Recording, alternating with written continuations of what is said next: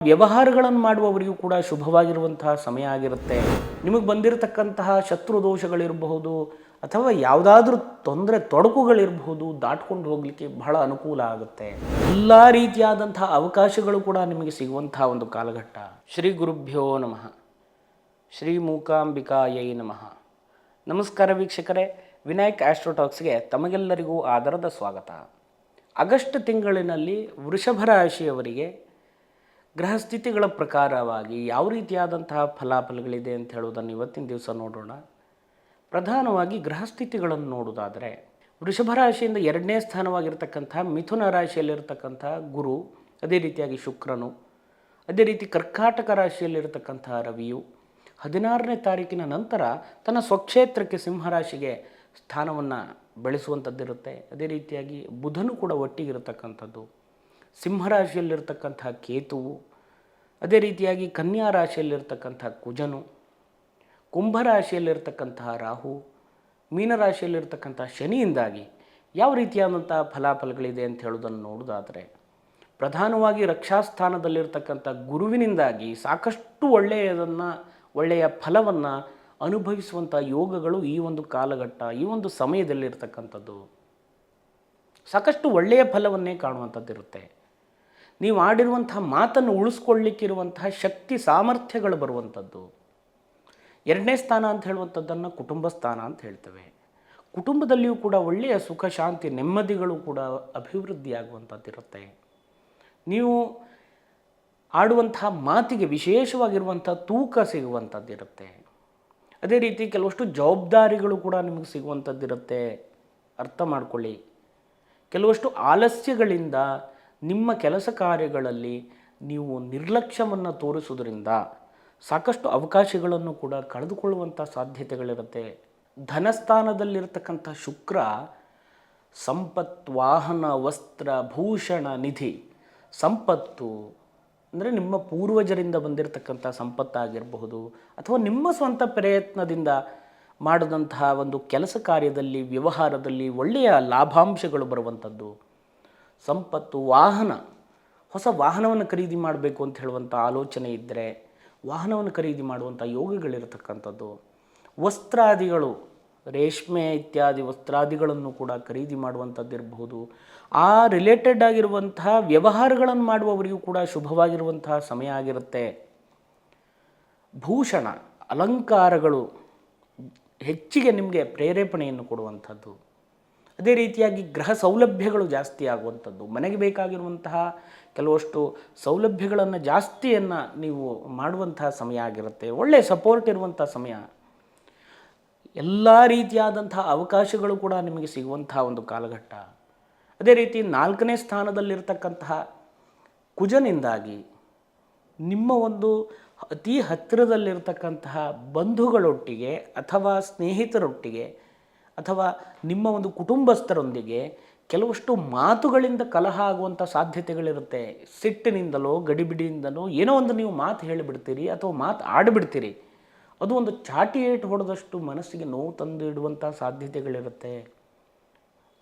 ಬೇರೆಯವರ ಮನಸ್ಸನ್ನು ನೋಯಿಸುವಂತಹ ಕಾರ್ಯಗಳು ಕೂಡ ಆಗಬಹುದು. ಜಾಗ್ರತೆ ಮಾಡಿಕೊಳ್ಳಿ. ಮಾತಿನಲ್ಲಿ ಆದಷ್ಟು ಹಿಡಿತ ಇಟ್ಟುಕೊಂಡು ಮಾತನಾಡಿ, ತೂಕದ ಮಾತುಗಳನ್ನು ಆಡಿ ಸಾಕಷ್ಟು ಒಳ್ಳೆಯ ಫಲಗಳನ್ನು ಪಡೆಯುವಂತಹ ಕಾಲಘಟ್ಟ ಆಗಿರ್ತಕ್ಕಂಥದ್ದು. ಆರೋಗ್ಯದಲ್ಲಿ ವಿಶೇಷವಾಗಿರುವಂತಹ ಕಾಳಜಿಯನ್ನು ವಹಿಸಬೇಕಾಗತ್ತೆ. ಯಾವ ವಿಷಯದಲ್ಲಿಯೂ ಕೂಡ ನೆಗ್ಲೆಕ್ಟ್ ಮಾಡಬೇಡಿ. ಪಾರ್ಟ್ನರ್ಶಿಪ್, ಬಿಸ್ನೆಸ್ನನ್ನು ಮಾಡುವಂತಹ ಒಂದು ಕಾರ್ಯದಲ್ಲಿ ನೀವಿದ್ದರೂ ಕೂಡ ಒಳ್ಳೆಯ ಫಲವನ್ನು ಕಾಣುವಂತಹ ಯೋಗಗಳಿರ್ತಕ್ಕಂಥದ್ದು. ಅದೇ ರೀತಿಯಾಗಿ ಶನಿಯ ಅನುಕೂಲವೂ ಕೂಡ ಈ ಒಂದು ಕಾಲಘಟ್ಟದಲ್ಲಿರತಕ್ಕಂಥದ್ದು. ಕೃಷಿ ಕಾರ್ಯಗಳಲ್ಲಿ ತೊಡಗಿಸಿಕೊಂಡಿರುವವರಿಗೆ ಒಳ್ಳೆಯ ಫಸಲನ್ನು ಕೂಡ ಪಡೆಯುವಂಥ ಯೋಗಗಳಿರುವಂಥದ್ದು. ಭೂಮಿ ಖರೀದಿಯನ್ನು ಅಥವಾ ವ್ಯಾಪಾರಗಳನ್ನು ಮಾಡಬೇಕು ಅಂತ ಹೇಳಿ ಪ್ರಯತ್ನವನ್ನು ಮಾಡ್ತಾ ಇರುವವರಿಗೂ ಕೂಡ ಶುಭವಾದಂಥ ಫಲವನ್ನು ಕಾಣುವಂಥ ಯೋಗಗಳಿದೆ.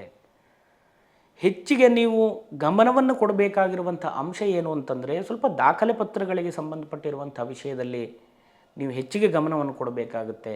ಮೋಸಗಳು ಕೂಡ ಆಗುವಂಥ ಸಾಧ್ಯತೆಗಳಿರುತ್ತೆ. ವೀಕ್ಷಕರೇ, ಜಾಗ್ರತೆ ಮಾಡಿಕೊಳ್ಳಿ. ರಾಹುವಿನ ಒಂದು ಅನುಕೂಲ ಸ್ಥಿತಿ ಪ್ರಧಾನವಾಗಿ ಬೇಕಾಗಿರುವುದರಿಂದಾಗಿ ಸಾಕಷ್ಟು ನಾಗಾರಾಧನೆಗಳನ್ನು ಮಾಡಿಕೊಳ್ಳಿ. ನಾಗನ ಒಂದು ಅನುಗ್ರಹದಿಂದಾಗಿ ನಿಮ್ಮ ಒಂದು ಆರೋಗ್ಯದಲ್ಲಿ ಪ್ರಧಾನವಾದಂತಹ ಬದಲಾವಣೆಯನ್ನು ಕೂಡ ಕಾಣಲಿಕ್ಕೆ ಅವಕಾಶಗಳಿದೆ. ಸಾಕಷ್ಟು ದೇವತಾರಾಧನೆಗಳನ್ನು ಮಾಡೋದ್ರಿಂದ ನಿಮಗೆ ಬರುವಂತಹ ಕೆಲವಷ್ಟು ಸಂಕಷ್ಟಗಳಿರಬಹುದು, ಆಪತ್ತುಗಳಿರಬಹುದು, ವಿಪತ್ತುಗಳಿರಬಹುದು, ದಾಟ್ಕೊಂಡು ಹೋಗಲಿಕ್ಕೆ ದೈವಬಲ ನಿಮ್ಮೊಟ್ಟಿಗೆ ಸಹಕಾರಿಯಾಗಿರುತ್ತೆ, ಸಪೋರ್ಟ್ ಆಗಿರುತ್ತೆ. ಒಳ್ಳೆ ರೀತಿಯಾದಂತಹ ಬದಲಾವಣೆಗಳೊಂದಿಗೆ ನಿಮ್ಮ ವ್ಯವಹಾರಗಳನ್ನು ಅಥವಾ ನಿತ್ಯ ಜೀವನದಲ್ಲಿ ಮಾಡುವಂತಹ ಕೆಲಸ ಕಾರ್ಯಗಳಲ್ಲಿ ಮುಂದುವರಿಯಲಿಕ್ಕೆ ಸಾಕಷ್ಟು ಒಳ್ಳೆಯ ಫಲವನ್ನು ಕೂಡ ಕಾಣುವಂಥ ಕಾಲಘಟ್ಟ ಈ ಒಂದು ತಿಂಗಳಾಗಿರುತ್ತೆ. ವೀಕ್ಷಕರೇ, ಈ ಒಂದು ಸಮಯದಲ್ಲಿ ಸಾಕಷ್ಟು ನಿಮ್ಮ ಮೇಲೆ ಮತ್ಸರ ಮಾಡುವವರ ಸಂಖ್ಯೆ ಜಾಸ್ತಿ ಆಗುವಂಥ ಸಾಧ್ಯತೆಗಳಿರುತ್ತೆ. ನಿಮ್ಮ ಒಂದು ಅಭಿವೃದ್ಧಿಯನ್ನು ನೋಡಿ ಹೊಟ್ಟೆ ಕಿಚ್ಚನ್ನು ಪಡುವಂಥವರ ಸಂಖ್ಯೆಯು ಕೂಡ ಜಾಸ್ತಿ ಆಗ್ಬೋದು. ಅಥವಾ ಕೆಲವಷ್ಟು ಕೃತ್ರಿಮ, ಅಭಿಚಾರ, ಕೆಟ್ಟ ಕೆಟ್ಟ ಕೆಲಸಗಳನ್ನು, ಕಾರ್ಯಗಳನ್ನು ನಿಮ್ಮ ಮೇಲೆ ಮಾಡುವಂಥ ಸಾಧ್ಯತೆಗಳಿರುತ್ತೆ. ಈ ಎಲ್ಲ ವಿಷಯದಲ್ಲಿ ಸ್ವಲ್ಪ ಜಾಗೃತೆಯಿಂದಿರಿ. ದೇವತಾರಾಧನೆಗಳನ್ನು ಜಾಸ್ತಿ ಮಾಡಿಕೊಳ್ಳಿ. ಅದನ್ನು ಬಿಟ್ಟು ಅನಗತ್ಯವಾಗಿ ಶತ್ರುದೋಷಕ್ಕೋ ಮಾಟಮಂತ್ರಕ್ಕೋ ವಾಪಸ್ಸಾಗಿ ನೀವು ಮಾಡ್ತೇವೆ ಅಂತಲೋ ಅಥವಾ ಅನಗತ್ಯವಾದಂತಹ ಕಾರ್ಯಗಳನ್ನು ಮಾಡೋದರಿಂದ ಏನೂ ಪ್ರಯೋಜನ ಇಲ್ಲ. ಭಗವತಿಯಾಗಿರ್ತಕ್ಕಂಥ ಮಹಾಕಾಳಿ, ಮಹಾಲಕ್ಷ್ಮಿ, ಸರಸ್ವತಿ ಐಕ್ಯ ಸ್ವರೂಪಿಣಿಯಾದಂಥ ಮೂಕಾಂಬಿಕೆಯನ್ನು ಸ್ಮರಣೆ ಮಾಡಿಕೊಳ್ಳಿ. ನಿಮಗೆ ಬಂದಿರತಕ್ಕಂತಹ ಶತ್ರುದೋಷಗಳಿರಬಹುದು ಅಥವಾ ಯಾವುದಾದ್ರೂ ತೊಡಕುಗಳಿರಬಹುದು, ದಾಟ್ಕೊಂಡು ಹೋಗಲಿಕ್ಕೆ ಬಹಳ ಅನುಕೂಲ ಆಗುತ್ತೆ. ಯಾಕೆಂತ ಹೇಳಿದರೆ ದೈವಾನುಗ್ರಹ ಇರತಕ್ಕಂಥ ಸಮಯದಲ್ಲಿ ನಿಮಗೆ ದೊಡ್ಡ ಪ್ರಮಾಣದಲ್ಲಿ ಬರತಕ್ಕಂಥ ಯಾವ ವಿಷಯದಲ್ಲಿಯೂ ಕೂಡ ರಕ್ಷಾಸ್ಥಾನದಲ್ಲಿರ್ತಕ್ಕಂಥ ಗುರು ಕಾಪಾಡ್ತಾನೆ. ಆದರೆ ದೋಷ ಫಲಗಳು ನಿಮಗೆ ಸಣ್ಣ ಪುಟ್ಟ ತೊಂದರೆಗಳನ್ನು ಕೊಡೋದ್ರಿಂದ ಕೆಲವಷ್ಟು ಕೆಲಸ ಕಾರ್ಯದಲ್ಲಿ ಇರಿಟೇಷನ್ ಕೂಡ ಬರುವಂಥ ಸಾಧ್ಯತೆಗಳಿರುತ್ತೆ. ಜಾಗ್ರತೆ ಮಾಡಿಕೊಳ್ಳಿ. ಅನಗತ್ಯವಾಗಿ ಯಂತ್ರಮಂತ್ರ ತಂತ್ರ ಅಂತ ಹೇಳಿಕೊಂಡು ಇವತ್ತಿನ ಸೋಷಿಯಲ್ ಮೀಡಿಯಾ ಇರಬಹುದು, ಮಾಧ್ಯಮಗಳಲ್ಲಿರಬಹುದು ನೋಡಿಕೊಂಡು ಮೋಸ ಹೋಗೋಕ್ಕೆ ಹೋಗ್ಬಿಡಿ. ಮಹಾಯಂತ್ರ, ಮಹಾಮಂತ್ರ, ಮಹಾತಂತ್ರ, ಮಹಾಸನ ಅಂತ ಹೇಳಿದರೆ ಲಲಿತಾ ಸಹಸ್ರನಾಮದಲ್ಲಿ ಉಲ್ಲೇಖ ಇರತಕ್ಕಂಥದ್ದು. ತಾಯಿ ಭಗವತಿಗೆ ಶರಣಾಗತಿಯಾಗಿ ಭಗವತಿಗೆ ನಿಮ್ಮನ್ನು ಒಂದು ರಕ್ಷಣೆ ಮಾಡುವಂತ ಹೇಳುವಂಥ ಒಂದು ಪ್ರಾರ್ಥನೆಯನ್ನು ಮಾಡಿಕೊಳ್ಳಿ.